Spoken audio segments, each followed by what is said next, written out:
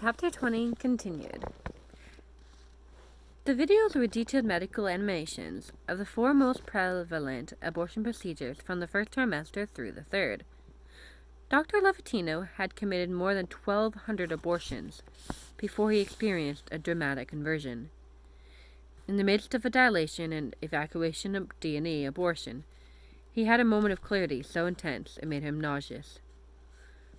For the first time in my career, I really looked at that pile of body parts on the side of the table, he stated. And I didn't see her wonderful right to choose. And I didn't see what a great doctor I was helping the woman with her problem. And I didn't even see the $800 in cash I just made in 15 minutes. All I could see was somebody's son or daughter.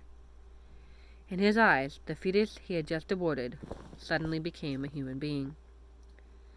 Live action's pivot proved to be a powerful one.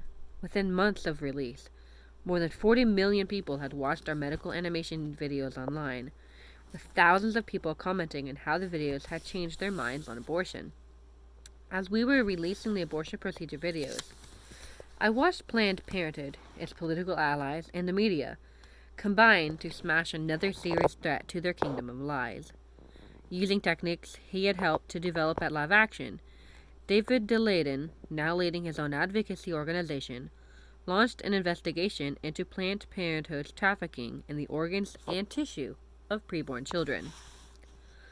Posing as buyers for a profit-driven medical research company, David and another activist, Sandra Merritt, gained the confidence of Planned Parenthood clinicians in several states and captured on camera staggering proof that Planned Parenthood was indeed violating federal law, crassly profiting from illegal organ trafficking, deceiving women into signing consent forms, and even altering medical procedures to obtain more usable baby parts.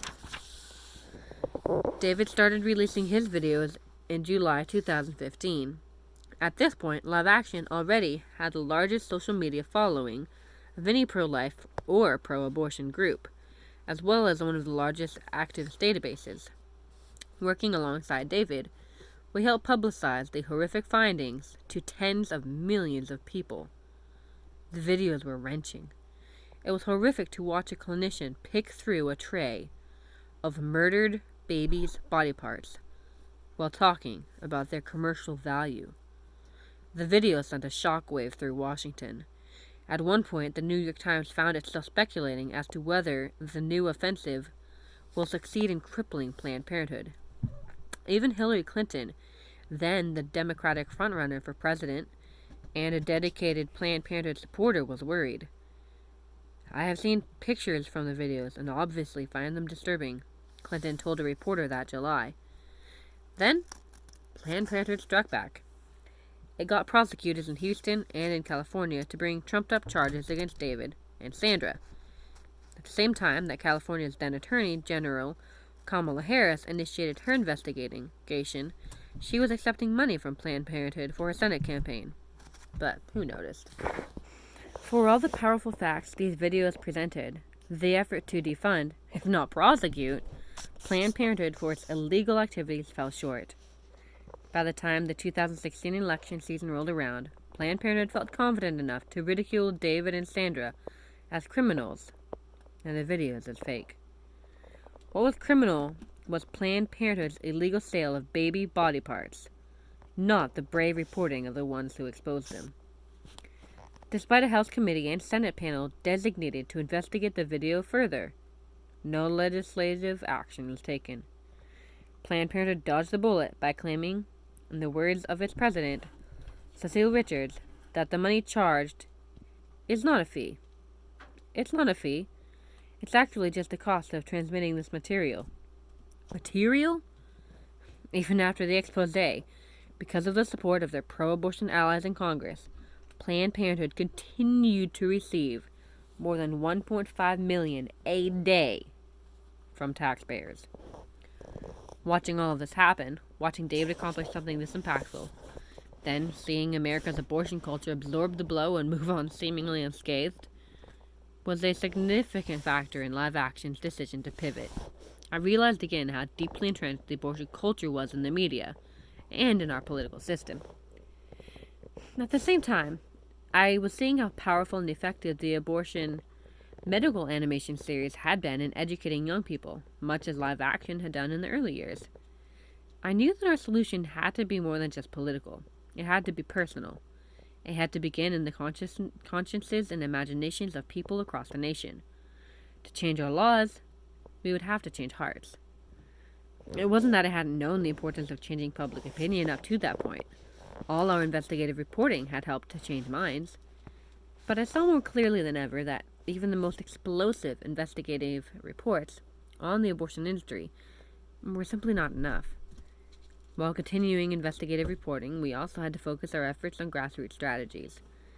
We had to go beyond battling the abortion industry and work to shift public opinion on abortion itself. We needed people to see abortion as the ultimate crime. Washington, I realized, was not the place to reimagine our crusade. Our work there felt downright Scythian. No matter how far we pushed our rock up Capitol Hill, there was always some powerful force ready to push it right back down. Without a pivot, I felt like we would never get it to the top. DC wasn't going to change itself. Transformation needed to come from outside the nation's capital city, with millions of voices demanding change. We could keep a presence in DC, but the true location of our movement was in the hearts and souls of the people, and they needed inspiration and direction. I didn't know all the repercussions of our decision then, but within a few years of our pivot, we would dramatically multiply live action's impact and help our movement achieve historic gains.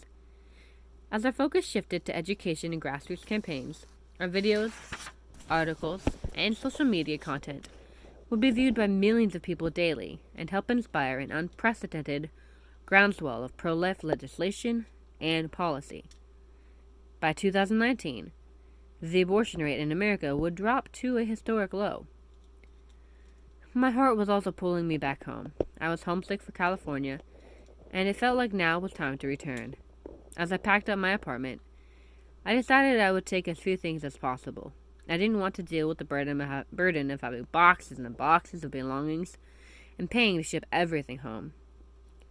I wanted to simplify what I had so I could be mobile and agile. I decided I'd move back to the Bay Area for several months to spend time with family. Then I would head to Los Angeles to open a new live-action office and focus the fight on changing hearts and changing minds. Tune in soon for Chapter 21.